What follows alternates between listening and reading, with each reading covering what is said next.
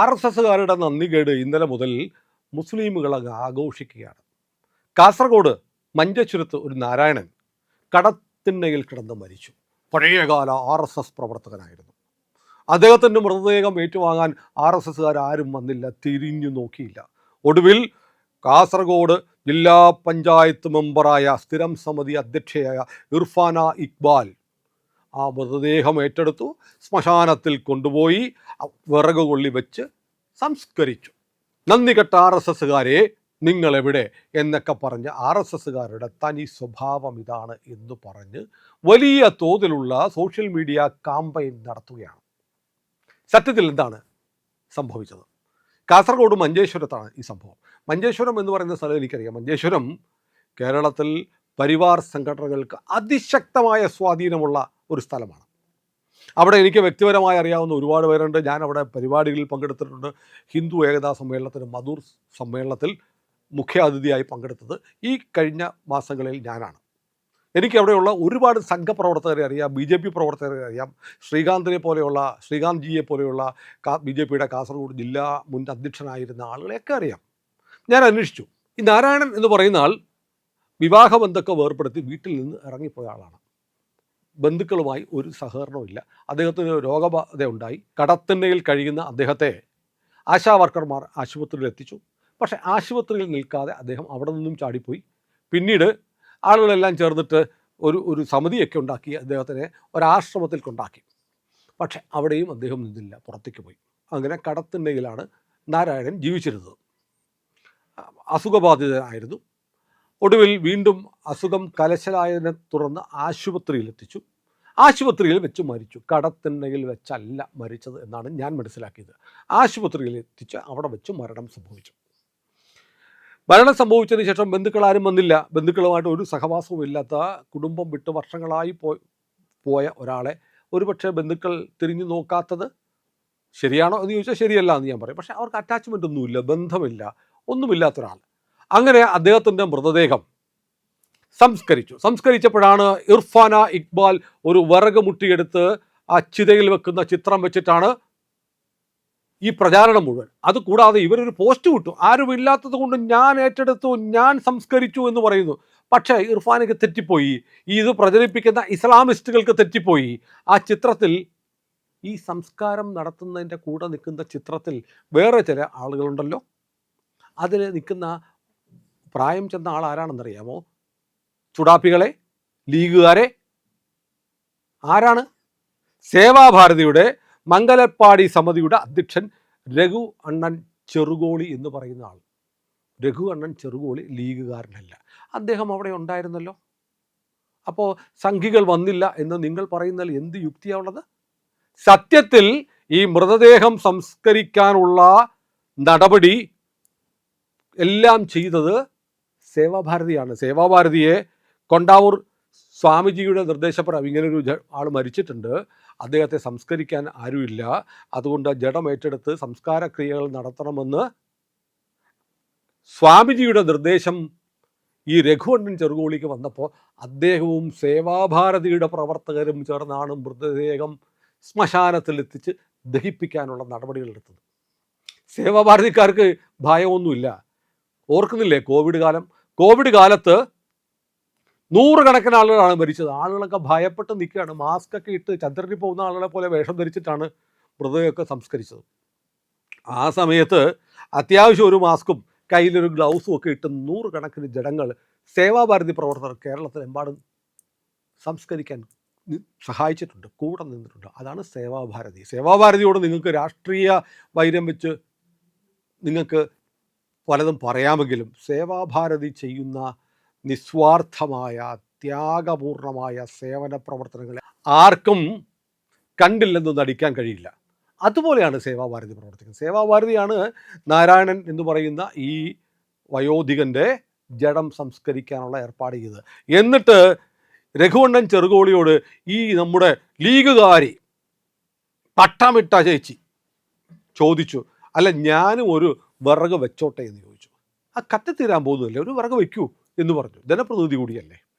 അങ്ങനെ ആ വിറക് അവർ ആ വിറക് മുട്ടിയെടുത്ത് ആ ചിതയിൽ വെക്കുന്ന ചിത്രമെടുത്ത് പ്രചരിപ്പിക്കുകയാണ്. എന്നിട്ട് ഈ രഘുവണ്ണൻ എന്ന് പറയുന്ന പാവം ഓർത്ത് കാണില്ല. ആ ചിത്രം തൻ്റെ പ്രസ്ഥാനത്തെ ഇകഴ്ത്താൻ വേണ്ടി ഇവർ ഉപയോഗിക്കുമെന്ന്. അങ്ങനെ ഒരു വിറകുമുട്ടി വെച്ചിട്ട് BJPയെ, RSSനെ എല്ലാം അപമാനിക്കുന്ന തരത്തിലുള്ള കാമ്പയിൻ നടത്തിക്കൊണ്ടിരിക്കുകയാണ് കഴിഞ്ഞ 2 ദിവസമായിട്ട്. ഈ സത്യം പതുക്കെ ഇപ്പോൾ പുറത്തു വരികയാണ്. നമ്മുടെ ശശികല ടീച്ചർ വളരെ കൃത്യമായി കാര്യങ്ങൾ വിശദീകരിച്ചുകൊണ്ടൊരു പോസ്റ്റ് ഇടുമ്പോഴാണ് സത്യത്തിൽ BJP സംഘപരിവാർ പ്രവർത്തകരായ ആളുകൾക്ക് പോലും കാര്യങ്ങൾ മനസ്സിലാവുന്നത്. കാരണം നമ്മൾ പറയാറുണ്ടല്ലോ, നമ്മൾ ഈ സത്യം ചെരുപ്പിട്ട് വരുമ്പോഴേക്കും അസത്യം ലോകം ചുറ്റി സഞ്ചരിക്കുമെന്ന്. സത്യത്തിൽ ഈ വ്യാജ വാർത്തയ്ക്ക് പ്രചാരണം കൊടുത്തത് ഇവിടുത്തെ മാധ്യമങ്ങളാണ്. ഏഷ്യാനെറ്റ് ഉൾപ്പെടെയുള്ള മാധ്യമങ്ങൾ വലിയ വാർത്തയായിട്ട് കൊടുത്തു. RSS പ്രവർത്തകൻ്റെ, BJP പ്രവർത്തകൻ്റെ ജഡം ആരും ഏറ്റുവാങ്ങാനില്ലാതിരുന്നപ്പോൾ മുസ്ലിം ലീഗിൻ്റെ ജില്ലാ പഞ്ചായത്ത് അംഗം വന്നിട്ട് ഏറ്റെടുത്ത് സംസ്കരിച്ചു എന്നുള്ളത് എത്ര നെറികെട്ട മാധ്യമ പ്രവർത്തനമാണ്. നിങ്ങൾക്ക് കാസർഗോഡ് മഞ്ചേശ്വരത്ത് ലേഖകനില്ലേ, ബ്യൂറോ ഇല്ലേ? അതല്ലെങ്കിൽ ആ പ്രദേശത്തെ BJPക്കാരെയോ RSSകാരെയോ ആരെങ്കിലും ഒന്ന് വിളിച്ച് ഫോണിൽ വിളിച്ച് ചോദിച്ച് ഒന്ന് ക്ലാരിഫൈ ചെയ്തിട്ട് വാർത്ത കൊടുത്തൂടെ? അതല്ലേ മാധ്യമ പ്രവർത്തനം? പക്ഷേ നിങ്ങൾക്ക് ഇസ്ലാമിക് അപ്പീസ്മെൻ്റ് ആണ് നിങ്ങളുടെ ലക്ഷ്യം. ഇസ്ലാമിന് അനുകൂലമായിട്ട് എന്തെങ്കിലും പടച്ചു വിടാനൊരു അവസരം കിട്ടിയാൽ നിങ്ങളത് ശരി തെറ്റുകൾ നോക്കില്ല, നിങ്ങളത് പ്രചരിപ്പിക്കും മാക്സിമം. എന്നിട്ട് എങ്ങനെയെങ്കിലും RSSനോ BJPക്കോ എതിരെ ഒരു വികാരം ഉണ്ടാക്കാൻ കഴിയുമോ എന്ന് നിങ്ങൾ പണിപ്പെടും. ഏഷ്യാനെറ്റും അത് ചെയ്യുന്നുണ്ട്. ഞാൻ എന്തുകൊണ്ടാണ് ഏഷ്യാനെറ്റും അത് ചെയ്യുന്നുണ്ട് എന്ന് പറഞ്ഞത് നിങ്ങൾക്കൊക്കെ മനസ്സിലാവും. കഷ്ടമാണ്. കാരണം ഏഷ്യാനെറ്റ് കേരളത്തിലെ ആദ്യത്തെ സമ്പൂർണ്ണ വാർത്താ ചാനലാണ്. ഏറ്റവും ക്രെഡിബിളായിട്ട് ന്യൂസ് കൊടുക്കുന്നു എന്ന് അവർ അവകാശപ്പെടുന്ന ചാനലാണ്. അവർക്ക് ഒരു ടെലിഫോൺ എടുത്ത്, ഒരു മൊബൈൽ ഫോൺ എടുത്ത് ഒന്ന് വിളിച്ച് ചോദിച്ചിട്ട് ക്രോസ് ചെക്ക് ചെയ്തിട്ട് വാർത്ത കൊടുക്കാൻ പാടില്ലേ? ഇപ്പോൾ അങ്ങനെയല്ല എന്ന് വസ്തുതകൾ വന്നിരിക്കുന്നു, നിങ്ങൾ തിരുത്തി പറയുമോ? കേരളത്തിലെ മാധ്യമങ്ങൾ അങ്ങനെയല്ല, ഇതാണ് എൻ്റെ വസ്തുത എന്ന് വേറൊരു വാർത്ത ചെയ്യുമോ? ഇല്ലല്ലോ. നിങ്ങൾ ധർമ്മസ്ഥലയിലെ ഒരു ക്ഷേത്രത്തെ നശിപ്പിക്കാൻ എത്ര മിനിറ്റുകൾ, എത്ര മണിക്കൂറുകൾ നിങ്ങൾ ചർച്ച ചെയ്തു, വാർത്തകൾ കൊടുത്തു, എത്ര ടൺ ന്യൂസ് പ്രിന്റ് നിങ്ങൾ വിനിയോഗിച്ചു. എന്നിട്ട് അതൊരു കള്ളക്കേസാണ്.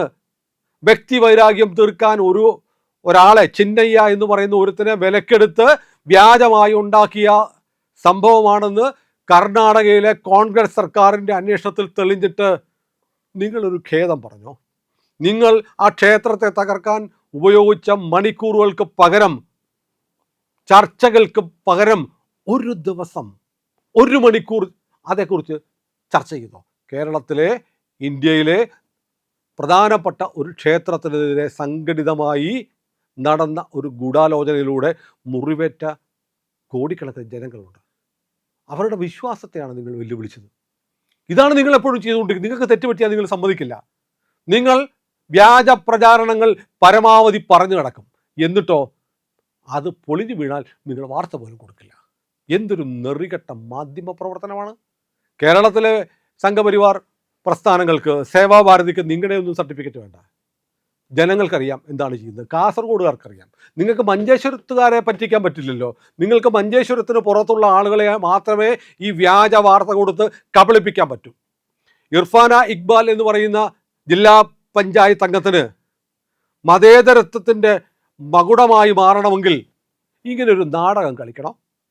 കേരളത്തിന് പുറത്ത് അവർ വലിയ താരമായിരിക്കും. കാരണം മുസ്ലിമുകൾ അത് ചെയ്യുന്നു. മുസ്ലിമുകൾ എന്ത് ചെയ്യുന്നു? അമ്പലത്തിലെ നേർച്ച സദ്യയിൽ പങ്കെടുക്കുന്നു. അമ്പലത്തിൽ ഇഫ്താർ വിരുന്നൊരുക്കിയിട്ട് അവിടെ മുസ്ലിങ്ങൾ വരുമ്പോൾ അത് മതസൗഹാർദ്ദം. എന്നാൽ നിങ്ങൾക്ക് വിഷുവിനൊരു കണിയൊരുക്കിയിട്ട് ഹിന്ദുക്കൾക്കൊരു വിഷുവിന് സദ്യ കൊടുക്കുക. തിരുവോണത്തിന് നിങ്ങളുടെ മസ്ജിദിന് മുന്നിൽ ഒരു പൂക്കളം ഇട്ടിട്ട് നിങ്ങൾ ഹിന്ദുക്കളെ വിളിച്ച് ഒരു സദ്യ കൊടുക്കുക. മതേതരത്വം അങ്ങനെ കാണിക്കുക. ഇല്ലില്ല, ആ മതേതരത്വം ഇല്ല. ഹിന്ദുവിൻ്റെ നെഞ്ചത്തോട്ട് കയറുന്ന മതേതരത്വം, അതാണ് എക്കാലത്തും നിങ്ങൾ ചെയ്തുകൊണ്ടിരിക്കുന്നത്.